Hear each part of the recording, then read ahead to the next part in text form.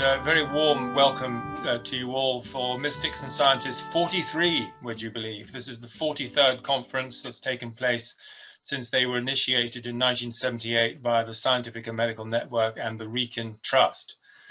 But what Rupert's going to be talking about this morning is obviously our theme, which is re-enchanting nature, and in particular, learning from animals. And Rupert, I don't know whether you were on the call, but I was showing pictures of my animals in my presentation earlier on. So they're a very important part of our life. So with no further ado, over to you, and very nice to have you online.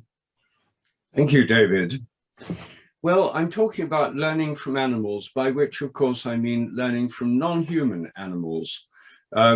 We are, after all, animals ourselves, beings with souls, literally. And anima means soul. And one of the reasons we can learn from other animal species is because we have so many similarities to them, and also, of course, so many differences. But it's our generic linkage to other animals that gives us this general affinity or kinship with them. I myself, like many children, when I was a child, had a strong affinity with animals. Our family kept a dog, a terrier, and I kept a rabbit. I had many pets, actually, several budgerigars. I had a guinea pig, a hamster. I kept tadpoles and caterpillars. But I think the animals that fascinated me most were pigeons. I kept pigeons, which I got from a friend's farm where he had a pigeon loft. And I became completely fascinated by them because my father used to take me down to the railway station in Newark, the town where I grew up in Nottinghamshire. And every Saturday morning, there were hundreds of baskets, wicker baskets full of pigeons that had come from all over England. They were sent there by pigeon racing enthusiasts. And because Newark was well connected by train and more or less in the middle of the country, many races started from Newark.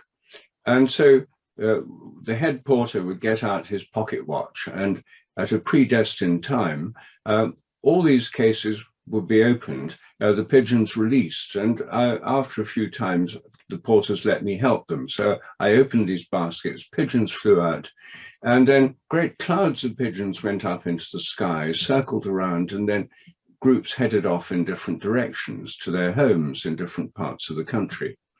I tried this with my own pigeons. I put them in a cardboard box, took them on my bicycle several miles from home, released them, and then cycled home, and they always got back before me.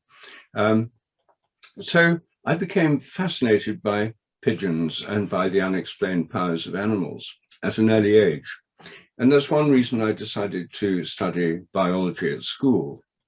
But I soon learned, as I progressed in my biological studies at school and later at Cambridge, that animals as seen through the lens of science were completely different from my own experience of them. They were purposeless machines. The purpose of biology was to understand their mechanisms. And the first thing we did with the animals that we were studying was to kill them and then cut them up.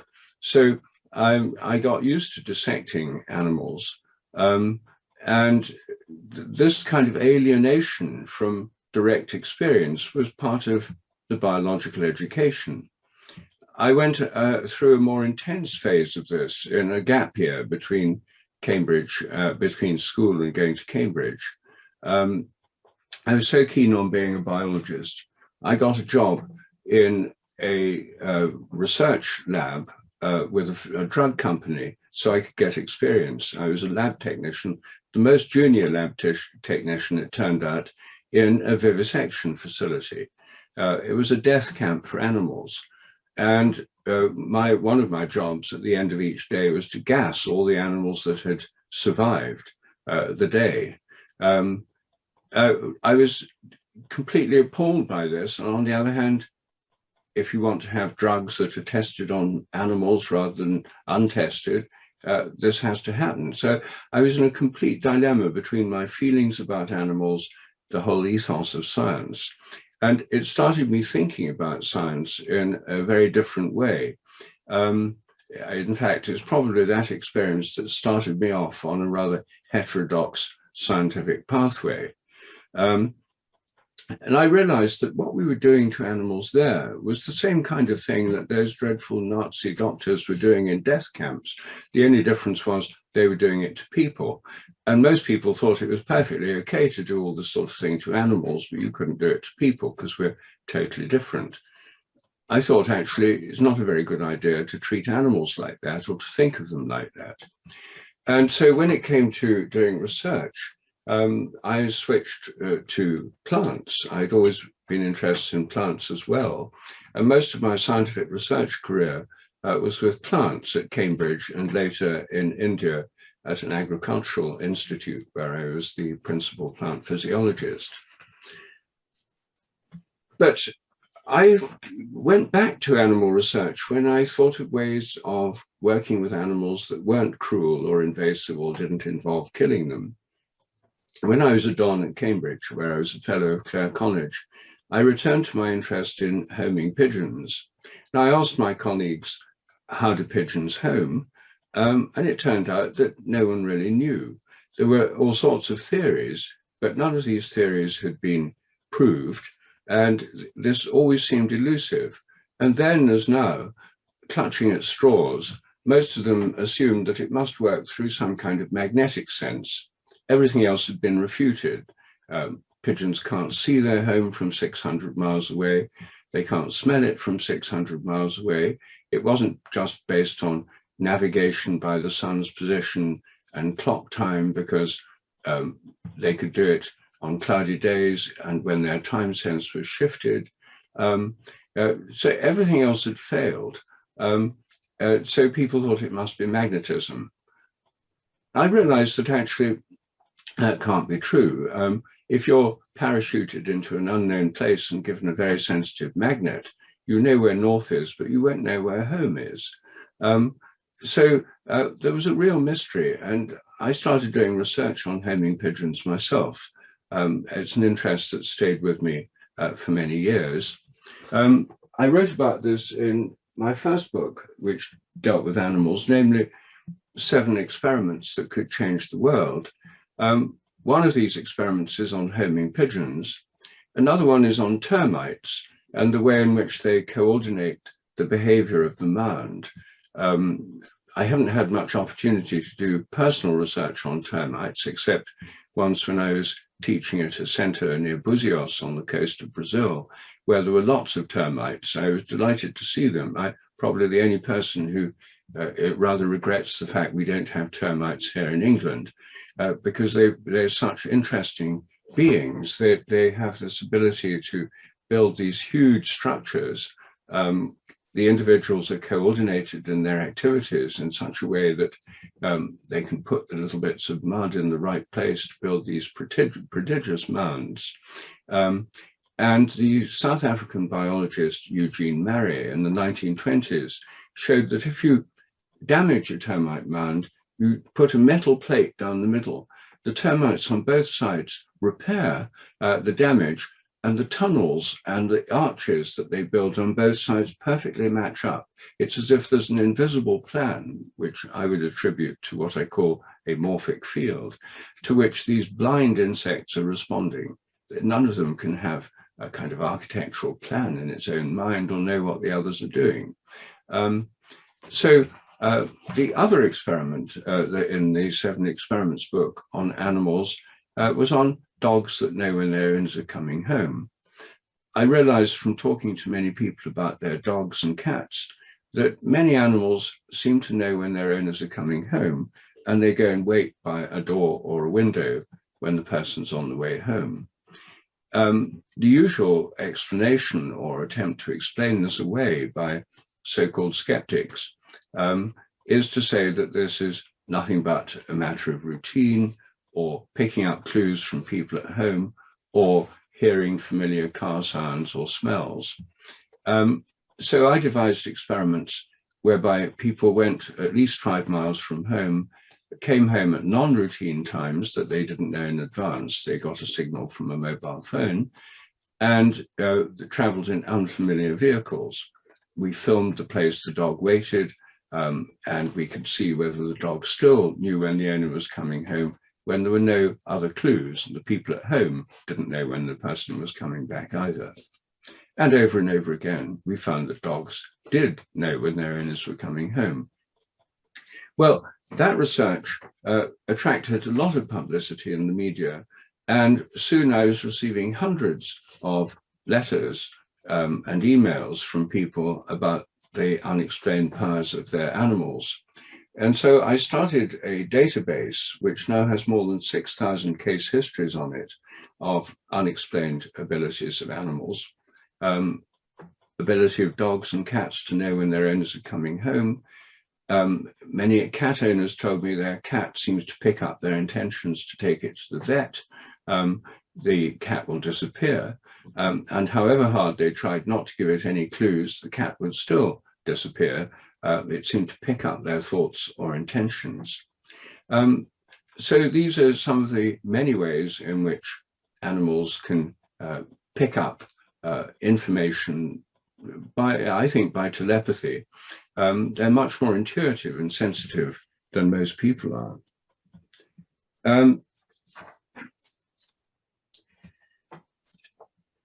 I also came to realize the more I thought about animals and worked with animals that they actually play a very important part in many people's lives. Obviously, anyone who keeps a dog or cat or other animal, who rides a horse or has a parrot, knows that it's possible to form very strong bonds with animals. They form very strong bonds with us.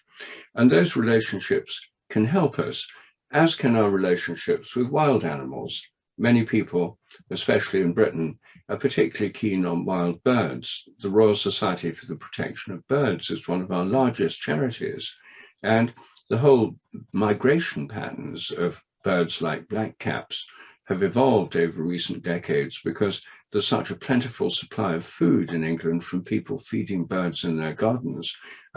Blackcaps from Northern Europe, like Sweden and the Baltic region, now migrate to England instead of Africa. It's a shorter journey and there's a more reliable food source.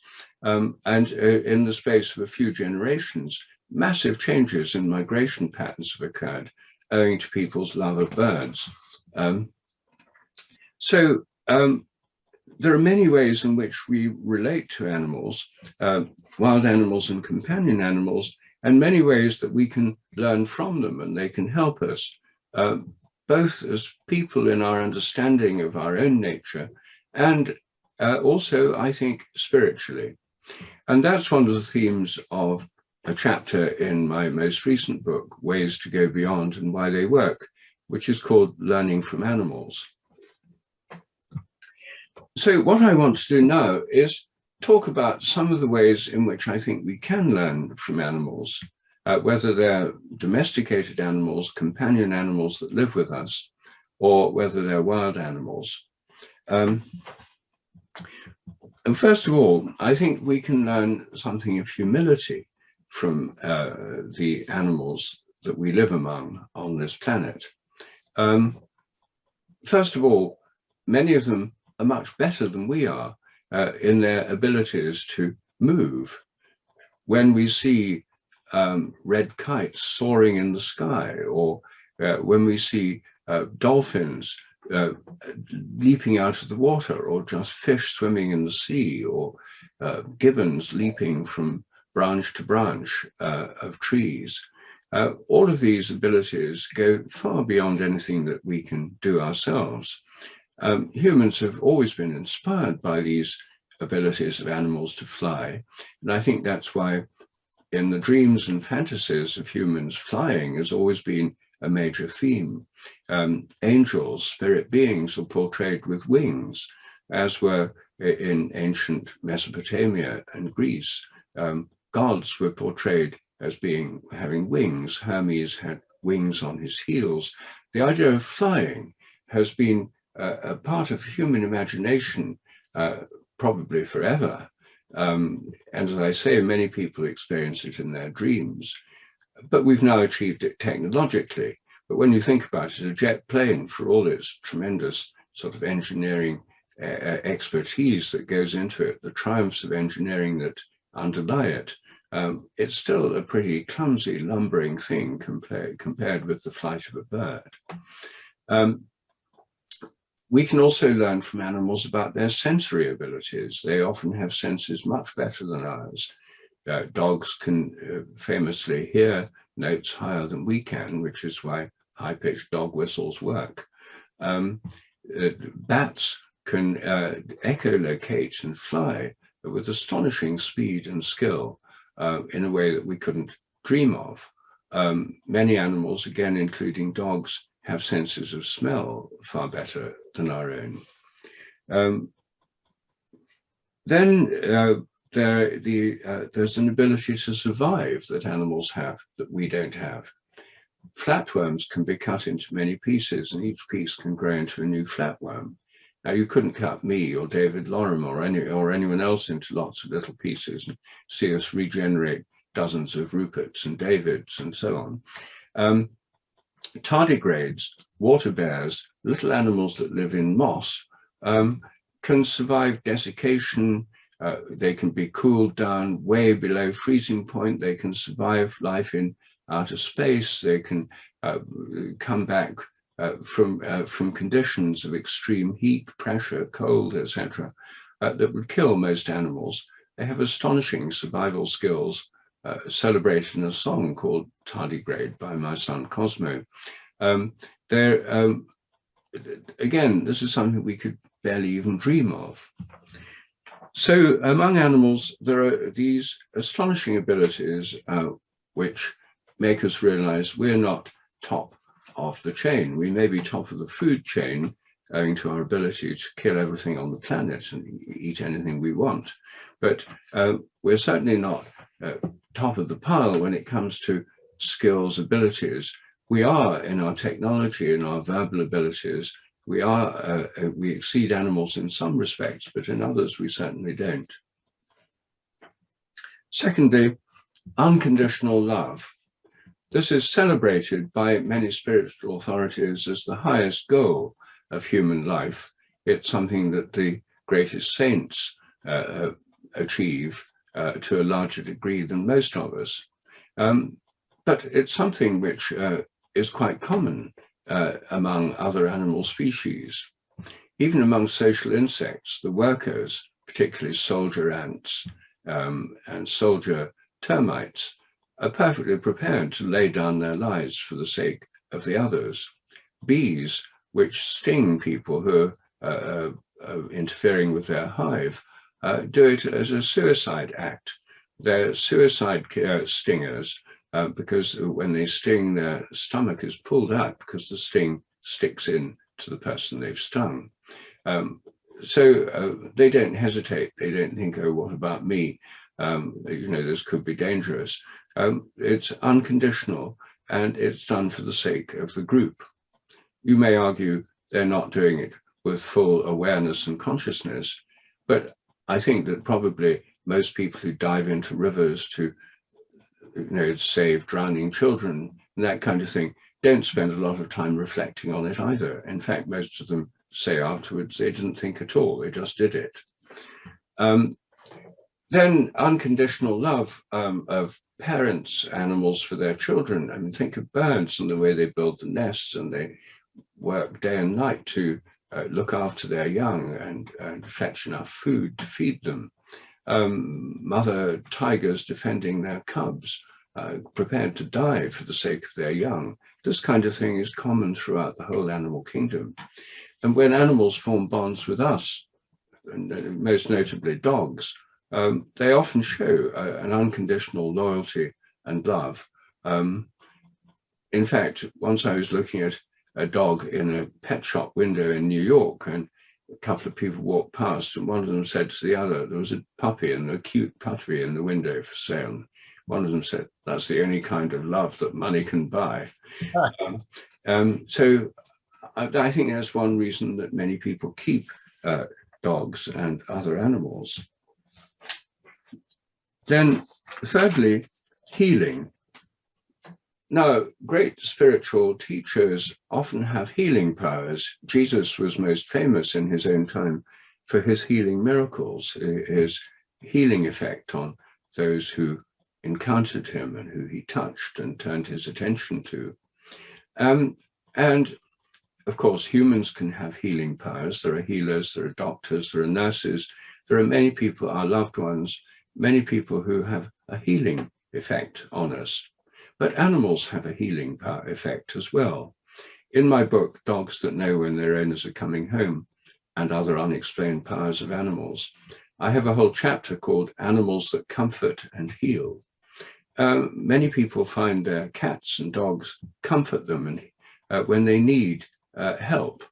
My wife, when I first met her, my wife Jill Peirce, had a cat called Remedy. And the reason she called her cat Remedy was because Remedy was a remedy. She found that if she was feeling sad, Remedy would leap up onto her lap and purr and make her feel happier. If she was feeling ill, Remedy would snuggle up beside her and make her feel better. And many people have found that animals have this ability. It's particularly striking with cats, which normally lead a rather more independent life than dogs. Cats have a life of their own more than most of our companion animals. But when they're needed, they're often there for their people. And they'll really pay attention, be there for somebody if they're sick. And then when they recover, they go back to their more independent way of life. So I don't think this is a kind of coincidence. I think that there's a sense of care, affinity that they really have for us. And it has a real healing power. Studies on the healing effects of animals have now been carried out scientifically. It's been found that people who've had heart attacks or other diseases tend to recover better if they have a pet in the house with them, especially if they live alone. And you could argue that having dogs is obviously explained by the fact people have to take them for walks and they get more exercise. But this healing effect works just as well for cats, and very few people take their cats for walks.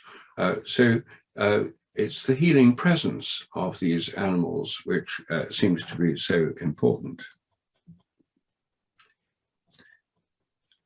Then we can learn from animals because very often they have a greater intuitive sensitivity than we do. It's been well known since ancient times that animals seem to sense the coming of an earthquake or a tsunami long before people are aware of it. And for the last 25 years, I've been tracking the behavior of animals before major earthquakes and tsunamis, and all over the world. In wherever possible, I've had research assistants on the spot soon after an earthquake. For example, in the 1997 Assisi earthquake, which damaged the Basilica of St. Francis and had a devastating effect on towns around Assisi in Italy. There were reports for days beforehand of unusual animal behavior. Dogs were howling in the night. Rats came out of the sewers and out of their holes, and the mayor of Assisi had complaints from restaurateurs who said that tourists and visitors were being put off by this plague of rats that was running everywhere, bad for business. Would he do something about it? He didn't know what to do, and then the earthquake struck. So there were many examples there and in other places of animals seeming to pick up something being about to happen days in advance. Now, humans can't do this, and even seismologists with all their sensitive apparatus and fancy computers can't issue earthquake warnings, but animals can. And in the 1970s, the Chinese started a system of paying attention to the animals and successfully predicted several major earthquakes, which no Western seismologist has ever done. They simply can't do it. In fact, they say it's impossible. But I think if we paid attention to animals, it could become possible. All over the world, people now have mobile telephones, And if people are trained what to look for, which is basically anxious or unusual behavior in wild or domestic animals, if people phoned a particular number or sent a message to a particular website, there could be a constant monitoring of unusual animal behavior. And if there's a surge in activity in a particular region, it could easily indicate an oncoming earthquake. I've tried to persuade seismologists to take this seriously, but none of them will. They say it's superstition, it's make-believe, it's retrospective interpretation, etc. They do everything they can to dismiss it because they say that earthquakes are a physics problem, got nothing to do with biology. Well, this is one of the narrow-minded, dogmatic sets of assumptions that are all too common in science. But I think that sooner or later, somebody's going to start animal-based warning systems, and I think they could save a lot of lives, as well as being genuinely interesting and engaging many people in a scientific project. Animals are also far more telepathic than most humans. In random household surveys that I and my colleagues have carried out in Britain and the United States, when we've asked people about the telepathic abilities of their dogs, cats, or other animals, we've also asked them if they feel that their animals have a greater telepathic or psychic sensitivity than they do themselves. And most people answer yes. And I think this is not surprising because animals show many ways of picking up thoughts and intentions. I already mentioned the way that cats pick up when they're going to be taken to the vet in many households. Many dogs and cats know when their owners are coming home in a way that can't be explained by normal sensory clues, as I've mentioned already. I've done many of these experiments. They're all in peer-reviewed journals. You can read the actual experimental data and see all the statistics in my papers, which are on my website in the research section. They're all there for free open access. I think this is essentially telepathic. The dogs are picking up people's intentions to take the cats to the vet, or their intention to come home. And telepathy is very much about picking up intentions or needs. And typically it only happens between people who are closely bonded. In the human realm, telephone telepathy is the most common kind, knowing when someone's about to ring. And that nearly always happens between close friends, family members, lovers, husbands and wives, parents and children, especially mothers and daughters. With dogs, most dogs only respond telepathically to one member of the family, sometimes to two, occasionally to three, but basically to the person they're most bonded with. And people form very strong bonds with dogs, parrots, and horses. And in all these cases, there's good evidence for strong telepathic communication. And in the human realm, one of the things that interferes with telepathy is the chatter of the mind, the discursive mind. But animals have a great deal less chatter going on. And I think they're therefore much more sensitive to these intuitive influences. Animals in the wild are also very sensitive to each other in ways that are very hard for us to understand. When you look at a flock of starlings flying together, the entire flock, which contain hundreds of thousands of birds, can change direction, wheel and go one way or another, sometimes split into two, and then the flocks merge again. All these astonishing movements of starling murmurations occur without the starlings bumping into each other. And it means that not only do they know where their neighbors are, but they know where they're going to move. They know they can predict their movements before they've moved there. And I think this is because they're within a kind of group field, a field of the whole social group, responding to that group field or group mind, to which they're also contributing. A little bit like iron filings responding to a magnet. The individual filings don't have the overall pattern inside themselves. They're responding to a field which is bigger than they are, of which they're a part. And I think that's true of flocks of birds and schools of fish. And I think when we look at packs of wolves, naturalists like the wonderful William Long, a great American naturalist who wrote a great book, the best book on telepathy in the wild, published in 1919, but republished more recently, called How Animals Talk. William Long showed that wolves in the wild seem to know what other members of the group are doing many, many miles away. They usually leave the young in the den with a babysitter while the adults go hunting to bring back food for the young. And there are links between them at a distance way beyond the range of hearing and smell, which he thought were telepathic. And I think they are. And I think I wouldn't at all be surprised if young wolves know when the adults are coming back to the den with food. In fact, I think this is probably the evolutionary route of dogs that know when their owners are coming home. But no one has yet done experiments with miniaturized cameras in wolf dens to observe the behavior of the young. I think it'd be well worth doing that, because I think it would show up something, the kind of thing that Long noticed, could be studied again in much more detail with modern technologies. And so I think that these telepathic phenomena are perfectly normal in the animal world. I think they're normal, not paranormal, natural, not supernatural. And I think our domesticated animals show these abilities not because they're domesticated, but because they're animals and because they form bonds with us. I think these are natural abilities of many animal species.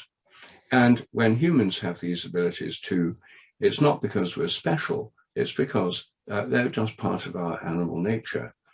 One of the most common forms of telepathy in the human world is between mothers and babies. Well, it's common in the sense that it happens commonly with mothers and babies. There are at least 50% of the humanity who can't be mothers, including me.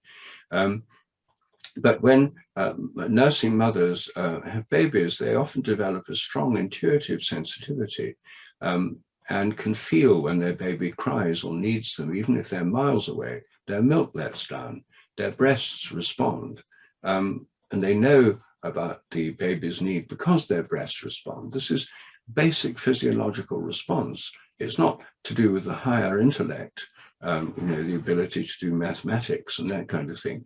It's a basic physiological response. And I think that probably other mammals would show similar responses to the distress of their young when they're away from them and beyond the reach of the senses. So mother-baby telepathy is, I think, a very fundamental biological form, and it highlights how fundamental and biological these abilities are. And that's something we can learn from animals. The fact that animals have these abilities, they take them for granted. Dogs don't get other dogs getting terribly angry and saying, I'm a skeptic, it's impossible for you to know when your owner's coming home. They just do it. The attempt to deny these abilities by dogmatic skeptics, who are usually true believers in scientism and the materialist worldview, they feel they need to deny all these abilities in animals and in humans to preserve their idea that the mind is nothing but the activity of the brain and confined to the inside of the head. That's an ideological, dogmatic position, and it simply doesn't fit the facts. And I think that the abilities that animals have in these respects can liberate us from these dogmas, because it's so obvious that they really have these abilities. So many millions of households have dogs and cats that on a daily basis know when people are coming home. These are not obscure phenomena, extraordinary claims. The so-called skeptics often like to say extraordinary claims demand extraordinary proof. But the fact that millions of people have dogs that know when their owners are coming home is not an extraordinary claim, it's an ordinary claim. It happens in millions of households. What's an extraordinary claim is the claim by dogmatic skeptics that this is impossible, when it's actually going on in millions of times every day all over the world. So we can also learn from animals about the sense of direction. Migrating animals like young cuckoos, which migrate independently of the parents, who by definition they never meet, being cuckoos. They're raised as cuckoos in the nest by other species. The young ones migrate after the adults have flown back to southern Africa. They do it in a group. They recognize each other. They form a group and fly together, but they're able to find their way without any guidance from adults across southern Europe, across the Sahara Desert, and to the right wintering grounds in Africa. How do they do it? How do turtles navigate with pinpoint accuracy to islands in the middle of the oceans where they lay their eggs? How do homing pigeons find their home from 600 miles away in a pigeon race? And this is routinely done over distances of 600 miles. They can get home in a single day. And they fly at an average speed of about 60 miles an hour. How do these things happen? We just don't know. As I mentioned earlier, the usual view is that it's magnetic, and then people have recently started saying, well, there's quantum processes in the retina whereby pigeons and other birds might actually be able to see the magnetic field, and this is all because it's all been explained by quantum physics. Well, even if they do have quantum sensitive magnetic detection system in their retina, it still doesn't explain how they know where their home is. It only explains, or potentially explains, how they know where north and south are. And possibly, if they're very, very sensitive, they might know how far north or south they are from the dip of the magnetic needle, which dips straight down at the North Pole and the South Pole, and is horizontal at the equator, and it has different angles in between. But even that would only tell them how far north or south they are, and pigeons can home equally well from all points of the compass. It wouldn't tell them their longitude, any of their latitude. So here's something that humans may have had.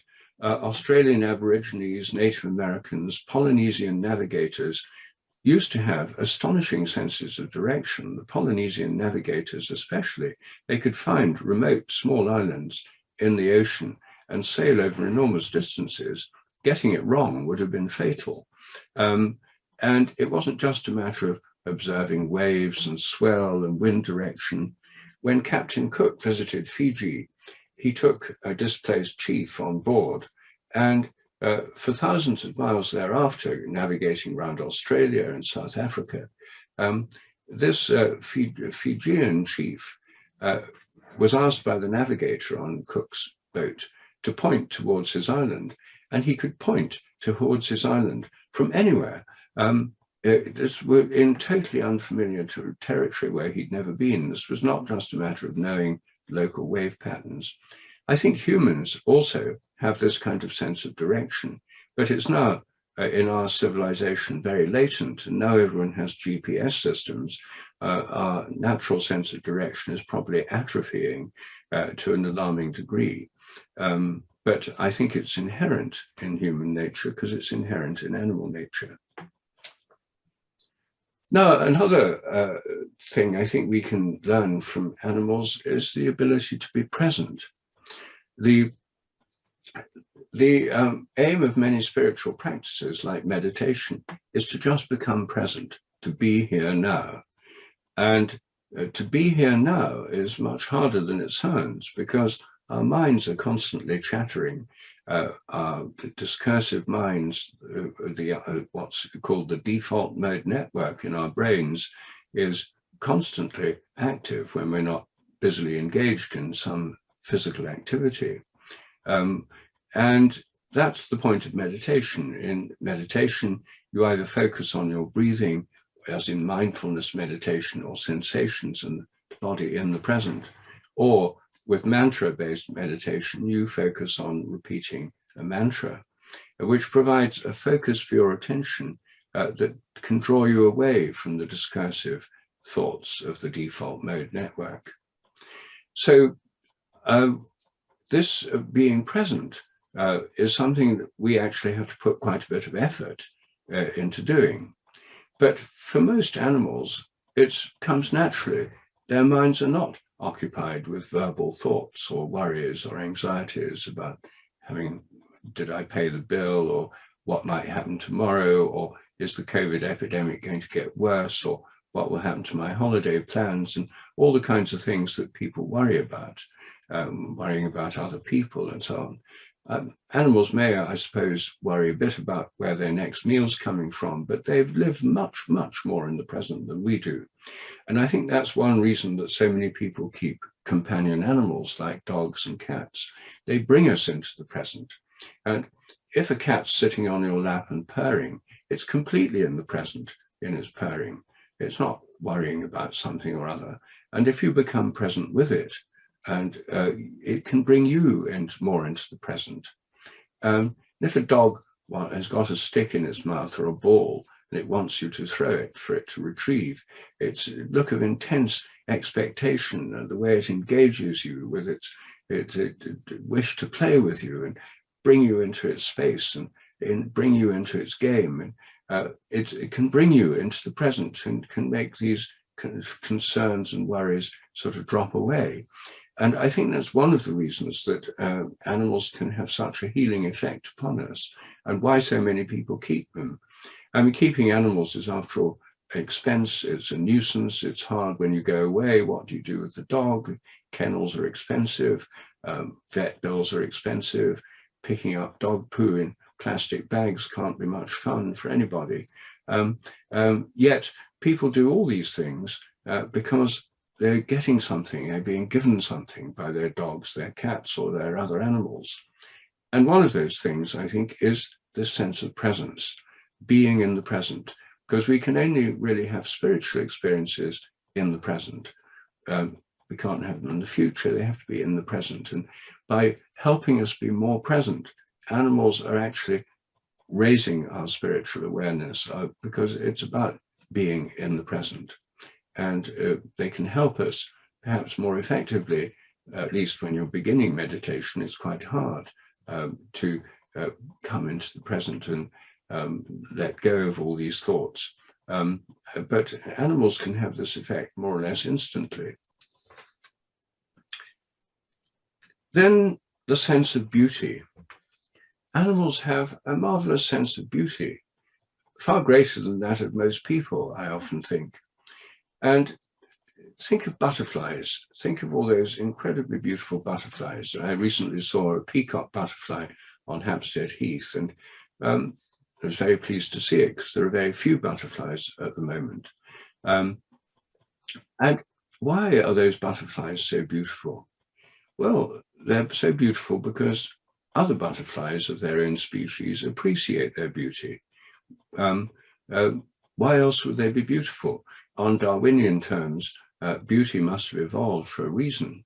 And as Darwin said, when he tried to explain beauty in terms of sexual selection, it gives an advantage in finding mates for butterflies to be beautiful, or peacocks to have beautiful tails. But as Darwin himself observed, that doesn't explain the sense of beauty. If a female peahen admires the tails and the shimmering displays of male peacocks with those astonishing colors and patterns, and picks one peacock rather than another on the basis it's more beautiful, as Darwin pointed out, the sense of beauty in the mind of the female peacock is not explained by sexual selection. In fact, sexual selection depends on a sense of beauty, which is present in many, many, many species. Otherwise, why would so many animals be beautiful? So the fact that we have a sense of beauty is not because we're superior to all other animals. It's, again, part of animal nature. It's somehow in the nature of animals to have a sense of beauty. Some species, perhaps more than others, but it's very, very widespread. And that's why the plumage of birds, the colors on fishes in tropical reefs, the wings of butterflies, the iridescence of beetles. Think of all the examples of beauty in the world. And of course, there's human beauty too. but we're not unique. And a lot of human beauty is aided by cosmetics and a multi-billion dollar beauty products market, whereas animals manage without all that and without creating harmful wastes and discarding plastic bottles and things. Then there's patience. Animals have a virtue of patience, many animals do, which many humans lack. When I go to local shops here and see dogs sort of chained to their leads on hooks outside bakers' shops or cafes, and they're sitting there looking or lying there, looking very patient while their owners do their shopping. They've managed to go into a state of mind where they're not frustrated, irritated. They can get frustrated, of course, but very often animals show us a model of patience. How they do it, I don't know. I don't know if anyone's ever studied animal patience. It's possible they go into a kind of meditative state where they're feeling perfectly happy while they're just waiting or being patient. And of course, animals are very patient in their way of life. When cats are hunting, if a cat is sitting looking at a mouse hole, hoping a mouse will come out, it sits silently and patiently for quite a long time. So patience is something that most of us lack to varying degrees, but which we can learn something about from our animals. Then dying. Most animals don't make a fuss about dying. They don't seem to be afraid of death in the way that humans are. They accept it as a natural part of their life cycle. And actually, there are some animals that seem to know when they're about to die. Elephants or cats or other animals seem to know when they're about to die and behave differently. And actually, I think this may be very relevant to a modern research topic about human death, namely terminal lucidity. There's been a great deal of interest in the last few years about the phenomenon of terminal lucidity, where people who've had Alzheimer's or other dementias for long periods become lucid. Their memory seems to come back. They recognize people. They know what's going on.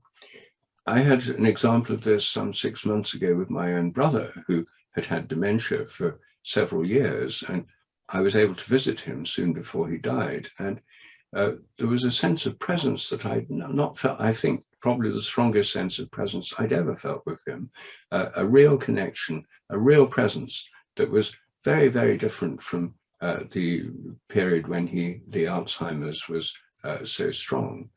And this period of terminal lucidity shortly before death is, I suspect, something that's actually common among animals. I've started collecting stories about this. If any of you have any about animals, please let me know. You can email me through my website, sheldrake.org. But one story I received recently, for example, is a family that had a Labrador who was very sick, who was very old, and they decided it was time for it to be put out of its misery. And it was lying, they were sitting down to dinner, it was lying down there, it could barely move. And it was the day before it was going to be taken to the vet for its euthanasia. And the dog staggered to its feet, went round the table, held out its paw. So everyone held its paw. Then it went back and lay down on its mat and died. So clearly that dog seemed to know what was happening. It was saying goodbye.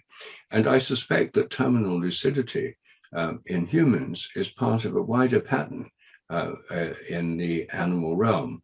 Again, like most of these things, it's completely unresearched.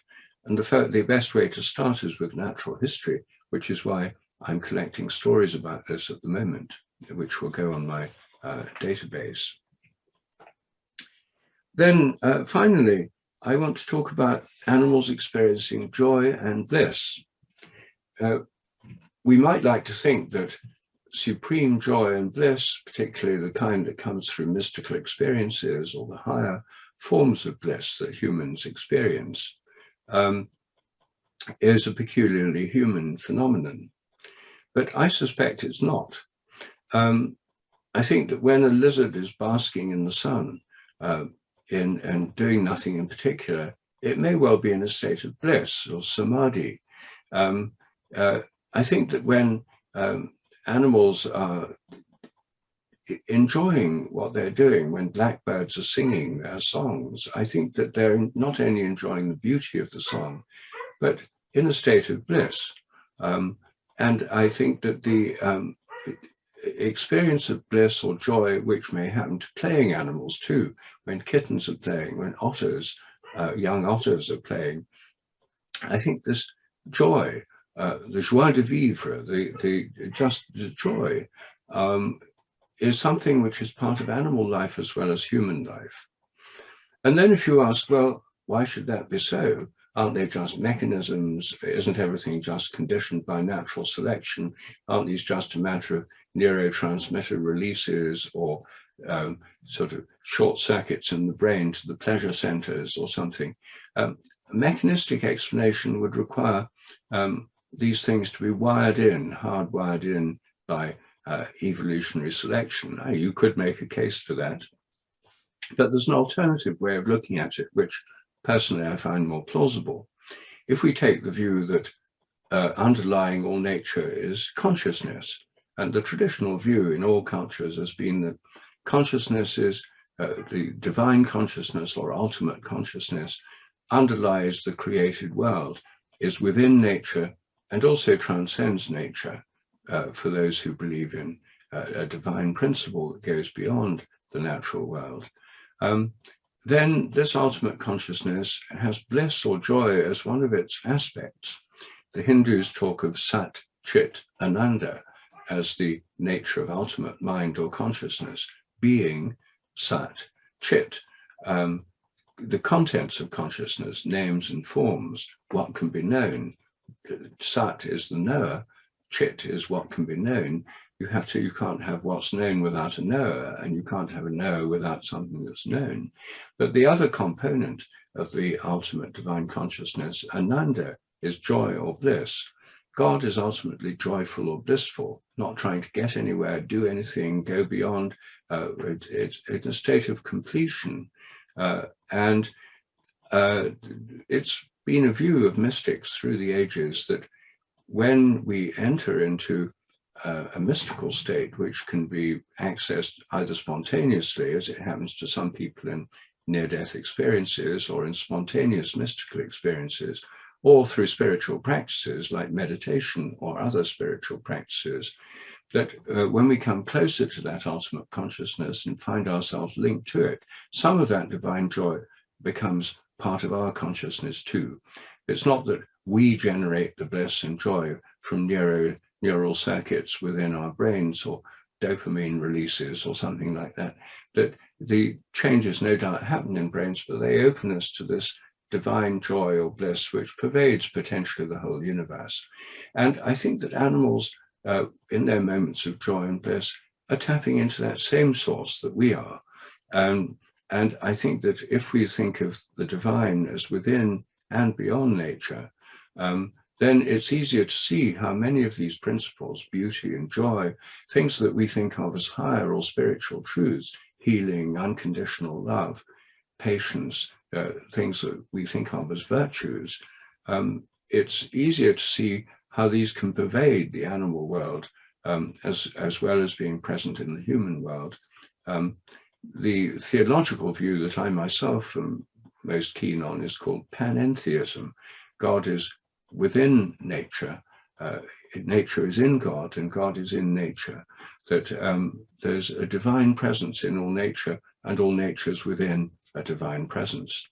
And I think that non-human animals are very much part of that, and that's why we can learn from them spiritually, and why, whether we're conscious of it or not, many people are doing this all the time, which is why there's so many people pay attention to wild animals, bird spotting, bird feeding, keep pets, like riding horses, which gives one of the most intimate forms of contact with animals, bond with unlikely companions like African grey parrots, which form extraordinarily strong and often very telepathic bonds with people.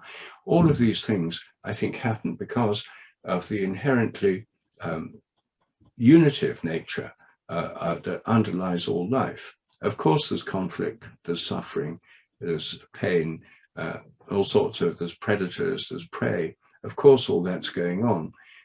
But the spiritual side of life is, I think, expressed through the animal kingdom as well as through us, and indeed through plants, which is why flowers and leaves are so beautiful.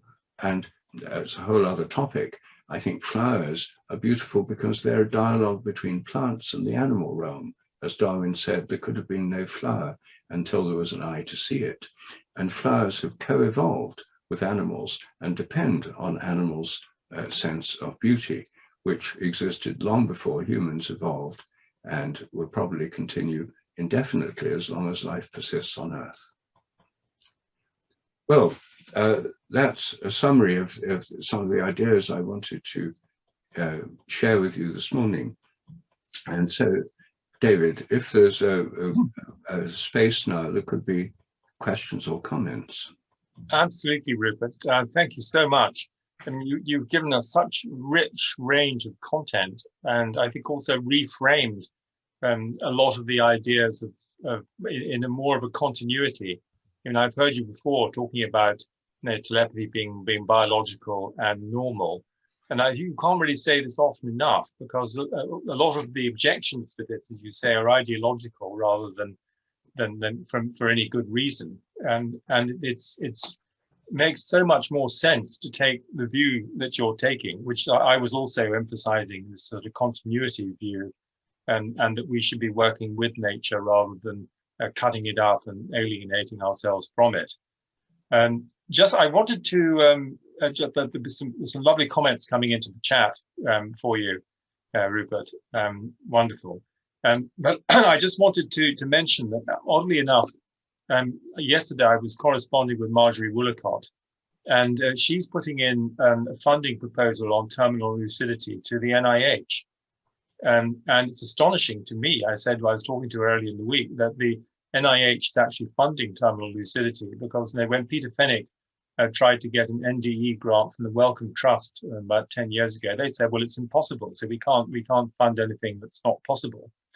And so it's interesting that the phenomenon is being taken seriously at that level. And I think your story about the dog is just a beautiful one. I just wanted to add one from my mother. And she had a dog. This was in 1951. And so 70 years ago. And the dog was called Dushka. And she went off to study in Edinburgh, and she was away and the dog was then at the local farm, one of the farms on the estate, and she came back for the weekend, kind of unannounced, and the dog was waiting for her on the front steps. So I mean, that's a typical story. So I think we've got a lot of there's a lot of comments here. I haven't got any questions. I was going to ask you one question. I remember reading in your book that dogs know that their owner's coming home, but sometimes unfortunately the dog is able to anticipate an accident in which both the dog and the human die. Is that and so there seemed, and I remember one story, the dog hid under the bed and didn't want to go out, didn't want to get into the car, which is very similar to your kind of the tsunami conversation that you brought in. Is that right? Am I remembering it correctly? Well, some dogs and animals in general do give warnings of. There's two different things here. One is a warning of a forthcoming accident. In that case, there was a woman was going out to work in the normal way. The dog normally just was quite calm when she left, but did everything it could to obstruct her, got in the way, growled, wouldn't let her go out of the door, and she didn't know what was wrong with it. And she went to work and she had a horrendous accident on the way. So There are cases where dogs seem to anticipate things going wrong. Another case, someone's riding along on a horse, and the horse absolutely refuses to go on and through a gateway, and the person's trying to cajole the horse, and then quite unexpectedly, a huge branch falls off a tree where they would have been if they'd gone through the gate at that time. So that's a bit like anticipation of earthquakes and anticipating disasters. And similar things happened during the Second World War in both Britain and Germany, where dogs, cats, and other animals gave their owners warnings of air raids long before the official sirens went off. They were somehow able to anticipate these disasters. So that's one thing. The other thing, though, is the way that many dogs know when their owners have died at a distance or have had an accident far away. One particular case, there was a family in St. Albans, and they elderly man and woman, they left their dog with a neighbor. They went away for Easter to Scotland, and the husband had a heart attack on Easter Eve around midnight, and soon after died. Meanwhile, back in St. Albans, at around midnight, this dog started howling, and it was inconsolable. The people looking after it didn't know what was going on. They couldn't see any disease or illness. They couldn't take it to a vet. It was the middle of the night. They were really upset by this. And it wasn't till the next morning when they got a phone call, they learned that this had coincided with its owner's death. Now, we have more than 100 stories on our database of dogs that howl when their owners die in distant places, and quite a lot about cats showing distress. Of course, this is an area you can't actually do empirical research. You can't ask people to die at randomly chosen times so you can observe their dog. So all of this is based on spontaneous cases. But those are very similar to the crisis apparitions first identified in 1886 by Gurney, Myers, and Podmore. And in fact, we did further research on that with our after-death communication project, where there were other instances of apparitions, strong feelings and the bodily feelings coinciding with the time of death. And in fact, we just got one in Pia Kana's put into the chat here. My dog Spooky literally jumped off the stairs and killed himself one day. Later, we learned that the plane my dad was in at the same moment nearly crashed. And I'm convinced that Spooky did what he did to save my dad's life. So that maybe is another, that's Pia. You could maybe send that account to Rupert to add to his database. But I think that's absolutely fascinating. And if you can establish the timing of the dogs or the distress then to the moment of death, it makes one wonder whether the owner appeared, as it were, to the dog. We can never know that, or whether it was just a kind of empathetic resonance or morphic resonance at a distance. Yes. Well, I agree. This is there's a lot of these cases, and they definitely show a connection. It wouldn't necessarily be because the owner's thinking about the dog. They may be thinking about the dog as they're dying, but it could also be, if you think, I think of this in a rather simple metaphor, like a stretched elastic band connecting people who are bonded together. And when you say bond, I use band, a stretched elastic band. And if one of them dies, you let go of one end of a stretched elastic band and you get the ping effect. I think that it could be something like that there's a sudden change in the field of relationship between them, and that people sense that and know that there's something changed, and probably pick up that it's not something positive. They pick up that something bad has happened. Well, there's also, it's maybe also a telesomatic effect. This is I use the term empathetic resonance, as you may know, but telesomatic is used by Larry Dossey and Ian Stevenson, of feeling something in your own body that's happening to someone else at a distance. And there's quite a lot of evidence that this happens with people who are bonded with each other and people who, well, we've been talking about animals and twins. So for instance, my ex-father-in-law, Norris McWhirter, he apparently collapsed at the point that his brother was shot. before knowing that this had happened. He just didn't know what had come over him. Yes, actually, I think that what you call empathetic resonance or telesomatic effects is in a way implied in the word telepathy, which after all means distant feeling, distant pathy feeling. Sometimes people treat it as if it means thought transference. It's not really about thoughts or transferring thoughts. It's nearly all about feelings, needs, calls, and that kind of thing. No, I agree. I think that's you're right. I mean, the somatic there is in fact telepathy, feeling at a distance. We've got a question here, Rupert. Do you think it's possible that non-human animals have a different perception of linear time, so they have more encompassing knowledge of events, as well as telepathic precognition? Well, yes. I mean, I think that their relation to time is obviously different. I mean, our relation to time is only made linear by the fact we have clocks and watches. And after all, most people didn't have clocks and watches until the 20th century. There were church clocks from the Middle Ages onwards, which would strike the time. But before those church clocks, there were virtually no clocks. And rural societies typically don't work in very linear time. They work in cyclical time, with the seasons.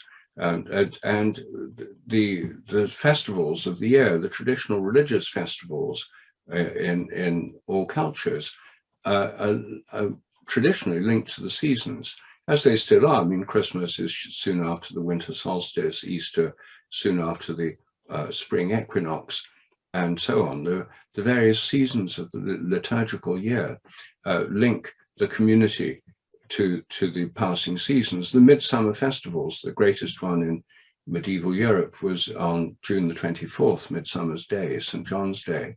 And interestingly, that coincides now with the Glastonbury Festival. That's when we have our summer festivals, and it's very traditional. And actually, the parish in which the Glastonbury Festival happens, Pilton, the patron saint is St. John the Baptist, whose feast day is June the 24th. I once said to the vicar of Pilton, you've got the biggest patronal festival in England. There's hundreds of thousands of people were reveling in the fields in his parish. So the animals, I think, just in nature, and also domesticated animals, attuned to cyclical time above all. The seasonal, the cyclical time of the day and the seasons of the year. And very strongly, birds, when it's the spring comes, they start singing, mating, making nests. I mean, their lives are very influenced, the cyclical sense of time, whereas our linear sense of time is really an artifact of sort of Cartesian graphs, where time's a dimension that just a line along an axis of graph, it's sort of 2000, 2001, 2002, 2003, etc. But of course, even our clocks are cyclical. I mean, if we look at a proper analog clock, like my pocket watch, then this is cyclical. I mean, it goes round and round. And I think that with animals and with humans, there's this interplay between a kind of civilizational artifact of linear time, but also our actual animal experience of cyclical time. And then this sense of the forebodings or premonitions or things about things that have not yet happened, that are not only precognitions, as in precognitive dreams, or premonitions, as in animals and earthquakes, but also presentiments, short-term, the feeling the future, as in the kinds of experiments Dean Radin and others have been doing. Well, I was also thinking that when I worked on a farm in France, my gap year, which is near 50 years ago, the timing was through the church clock, and so at 7 o'clock in the morning he went out, and the Angelus, as they called it, started. Then at 12 it rang you in from the fields. At 1:30 it rang you out again, and at 7 o'clock. And I remember being, a couple of miles away in a maize field doing some work. And I didn't have a watch on, but I came in once I heard the bells. So that's agriculture. There's still a little bit of that left, but not much. Question from Bernard Carr, which I think in a sense you've answered. He asked, do you think, can animals have spiritual experiences or even be enlightened? And I think you've certainly described animals having blissful experiences. Well, I think they can have blissful experiences. They can have a tremendous sense of presence. They can have a sense of love and unconditional love. All of these we'd think of as spiritual experiences. You could argue that, well, they don't really count as much as human experiences because we're more aware of ourselves having these experiences. But actually, spiritual experiences are really about going beyond self-consciousness. It's not saying, the point of a spiritual experience is not say, wow, I'm having a spiritual experience. It's all about me. The whole point of the spiritual experience is not all about me. It's about my being part of something much larger than myself, going beyond the ego. And a lot of things that humanist type propaganda, speciesist propaganda, the kind of, it's built into humanity, the idea we're superior to other species. I mean, actually, not only in modern mechanistic science, where it's extremely pronounced, animals can be factory farmed, genetically modified, the whole of industrial agriculture is based on this machine model of animals and plants. But all religions tend to have a strong human-centered base, in Buddhism and Hinduism. If you have rebirths, it's considered a demotion if you're reborn as an animal, in fact, a kind of punishment, whereas being born as a human is the highest. And maybe it's true that if we want to consciously to escape from the normal cycles of life, then a human consciousness may indeed be necessary. But I think that the spiritual experiences that animals have are comparable to the kinds of spiritual experiences we have ourselves.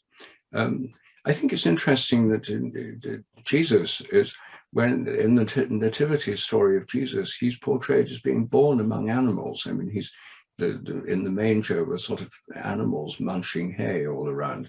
It's interesting that his nativity story connects him directly with the non-human realm, the non-human animals. And it's also the case that many saints, like St. Francis, most famously, have a relationship with the animal realm. Here in Britain, many of the Celtic saints, like St. Cuthbert, the early saints, had this strong link with animals. So I think, yes, I think animals can have spiritual experiences, and I think they do, and I think they help us to have them as well. But one could argue for hours about, whether they're as good as ours or whether ours are inevitably better than theirs in the sense they can lead to a greater liberation or not. I mean, this is difficult to have this discussion because all human cultures have had a strong human-centeredness, which probably we need. If you really didn't have that human-centeredness, then you'd be appalled at going into supermarkets and seeing battery chicken meat wrapped up in hundreds of plastic packets everywhere you look, and the existence of factory farming, etc.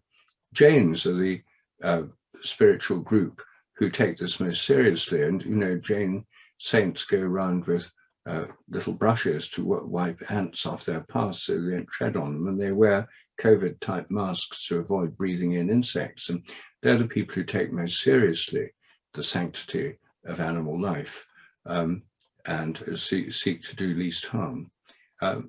So they're probably the people who'd have one of the clearer views about animal spirituality, but I've not discussed it with them. No, interesting. There are a number of questions here, Rupert, about the sort of connection through a unified field and the sort of open animals being more directly connected with this, but also the shared connection to the unified field, which I think you really talked about, because you're saying the same divine consciousness that informs nature is within, but also beyond it. So I think you've written a certain amount about. So we'll just see if there's one more quick question. Is it time for humans to remove the ego and connect with animals and nature, live from the heart, interconnected feelings with all life, and not from the head? Well, that's a good one to end on. Well, I would say that actually this is happening all the time. I mean, many children keep animals. Sometimes when people are trying to denigrate animals and the keeping of pets, they say that keeping pets is a kind of substitute for proper human relationships, and it's only people who are inadequate people who really love their dogs or cats. And I mean, that's a common way of denigrating our relationship with animals, because you know, people of a mechanistic bent are worried that if people get too bonded with dogs and cats, they'll then start becoming sentimental about animals and become vegetarian, or even worse, animal rights activists. So you have to put down people's feelings for animals. But actually, when you look at it, most people, at least many families, don't have animals as a substitute for children.